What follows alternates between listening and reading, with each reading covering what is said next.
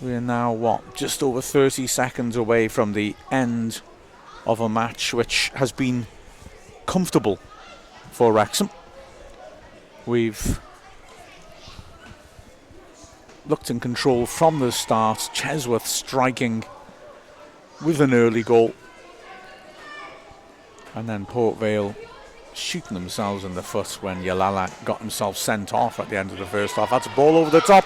Is the flag going to come up? It doesn't. Wrexham with the real chance here. And there we go. There is the fifth. A cool finish by Cian Nolan. He was one-on-one with the goalie and very calmly just slotted it past him. Question of offside. Port Vale have frankly lost the will to live now, haven't they? And they're not complaining. But yeah, they've got their line wrong a couple of times since they went down to 10 men, and on that occasion Nolan were completely in control, didn't he? What a cool finish. Yeah, their back line, the shape are completely gone, so Nolan was able to just sneak in behind then. I mean, Port Vale were asking for offside, but I think he held his run well, and I think there was a Port Vale player playing him onside. So yeah, we've had a couple of goals tonight with the ball in behind or over the top, and the break and slotting it home into the bottom corner. But again, like you said before, Wrexham have been, other than a bit of a blip in the middle where maybe concentration went, we had a bit of a crazy 5 minutes. Other than that, Wrexham have been comfortably in control of this game. Yep. And there is the final whistle. So Wrexham are through to the fourth round of the FA Youth Cup. A 5-1 win against Port Vale. Williams, the Port Vale skipper, flat on his back, looks distraught. The keeper as well is on the floor. But Wrexham were comfortable. They're 5-1 in the league, now 5-1 in the Youth Cup as well against Port Vale this season. And the quality showed. Like I said, Chesworth opened the scoring, and that there could easily have been more goals in the first half. Although maybe Wrexham didn't quite make as many chances as they would have liked to, considering that we were pretty dominant. Chesworth's finish at the far post was the only goal in the break. But like I said, just before half-time, Yalala, what on earth he was doing, we wildly hacked at Murphy and got himself sent off. There was just no need for it whatsoever. And it didn't seem to be any reason, any provocation either, quite frankly. Port Vale came out for the second half and they just couldn't hold Wrexham off. 5 minutes into the half, Chesworth again with a sharp finish on his right foot, cutting in from the left. And then 11 minutes into the half, we had the third after Nawaz made a good tackle and fed Jones, who slotted the ball home. We let Port Vale back in, that sort of mad 5 minutes that Lucy mentioned. A penalty, which was a bit unlucky, I think. A corner that flashed across the box and hit Rees on the hand. Ref gave the penalty. Quite right. Rees didn't complain about it. Lake's penalty was saved by O'Keefe. Great stop by him, but the rebound was knocked home by the corner penalty taker, Lake. And for a little bit, we didn't look under any threat. Please don't get me wrong. But having said that, it was just a little bit more, even than it should have been, until we finally put the game to bed in the 85th minute. A great goal by Graham, running through one-on-one. He took on the keeper, and with the defender breathing down his neck, held his nerve and prodded it in the bottom corner. And there was a further reward in added time. Cian Nolan put clear. A lovely, cool finish, drawing the keeper and then just slotting it past him. And Wrexham go through, and quite frankly, Lucy, it would have been a travesty if we hadn't. Yeah, absolutely. And especially, like you said, the first half, Wrexham being so dominant, but just not creating enough chances. And, the red card did change the game, but I would have still backed Wrexham to go on to win the game. I think it just, from Wrexham's perspective, it opened up their back line far more, when they went to the back three.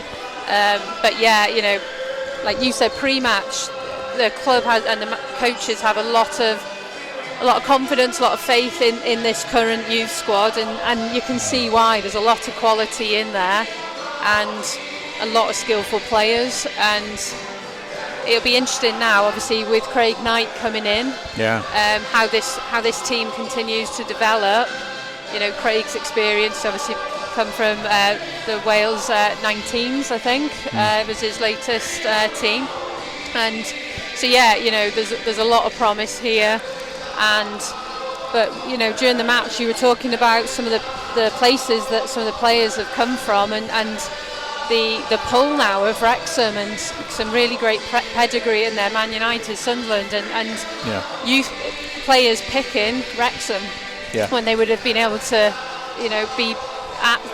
continue at those clubs, or even if they went, they would have had other offers. And it just shows, doesn't it, the status that the academy, the reputation is building, and for the club as well. So Wrexham deserved winners there, and it was a really enjoyable game. It was very enjoyable. Wrexham, like I said, were in control of it, really. Played some really good constructive football. And that pace up front as well meant we were able to knock balls over the top and cause all sorts of problems for Port Vale. Any particular players who caught your eye? Yeah, a few. I mean, I think I said first half, the attacking four were all stood out. But that was because we just had more momentum and more possession in the Port Vale half. But I think across the game, I mean, your Chesworth, your Murphy, your Jones in particular first half, Noaz. To be honest, I'll end up naming all of them. But I think Nolan and Graham did really well when they came on as well. I think a lot of standout players there for me. And even the back line looked really comfortable and composed, and didn't really see too much from O'Keefe, so quite hard to comment on O'Keefe. Saved the penalty. Saved the penalty. But that was about the only thing he had to do, wasn't it, really? Yeah, other than that.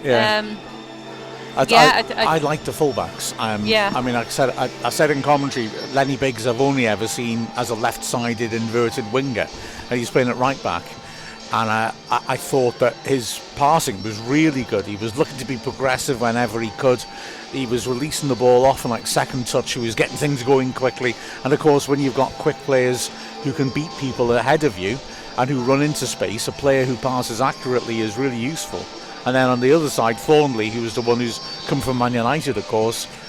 Yeah, I just thought he had a bit of quality about him. He also was playing some good passes. He was strong in the tackle. I just like the look of those two. I just thought there was a nice balance about the team with them providing service on either flank, and I was impressed by that. Yeah, and having a left footer at left back makes a difference as well. You're completely right. I think we weren't turning back a lot, and playing across the back line, a lot. We were when we needed to, where appropriate, but we were looking to get the ball forwards as much as we could. Yeah. And I think that kind of positive play, and that it's still possession football, but I suppose in a different way. But I really like the look of both of them as well. They were always trying to create. They were always trying to do something, and I think both of them did really well as well. I know you said in the first half, Wrexham were it was quite a compact game, really. We didn't a lot of the time see. I think as the game progressed, I think we saw more width. I think that was partly players becoming tired and maybe not kind of coming back into the compact shape. But it was, I think there's so much potential there across the whole team. So it'd be interesting to see who we get next. And like you said, hopefully a home tie. And I think, what was that, 633 was it? Yeah, I think we'd get a bigger crowd. And because I don't think the game was actually... I don't know if there was that much notice for the game being on here as well. So I think next time, if we can get a home tie and we can get a bigger crowd, I think that would be great for the players. But really enjoyable. It was extremely enjoyable, wasn't it? A really good performance by Wrexham, certainly deserving winners. I'm just double checking because we played Morecambe here last season. And I'm just thinking, what was the crowd in that match? 577, so okay, pretty much the same. Yeah. That proved nothing. That was a first round game, of course, because now we're in the Championship, we go straight through to the third round. Last year we did get to the third round because we beat Morecambe. That was an insane game, that 1-0 after extra time. We scored the winning goal with pretty much the last kick of the match. But it was a thrashing. It was at least, I would say, more one-sided than this. And we just couldn't score. and their keeper was insanely good. And somehow it ended 0-0, went to extra time, and it was literally pretty much the last kick of the game. I think it might have been added time at the end, and we managed to score. It was crazy. Then we went to Tranmere, won 3-1, and then went to Lincoln and lost 4-2. So, yeah, and by the way, that 5-7-7 was the biggest crowd of those 3 matches, the one game at the racecourse. So, yeah, there is support for the Wrexham youth team, and hopefully we'll get another home game and we can see it once more. But that was hopefully, that was great fun. I enjoyed our Cyndi Lauper, Roy Orbison chat as well at half time. So that was what people really want, isn't it? Ace of Base, Roy Orbison, Cyndi Lauper, Roxette, yeah, Pretty Woman. That's the real broadcaster. Doesn't it? With a football match either side.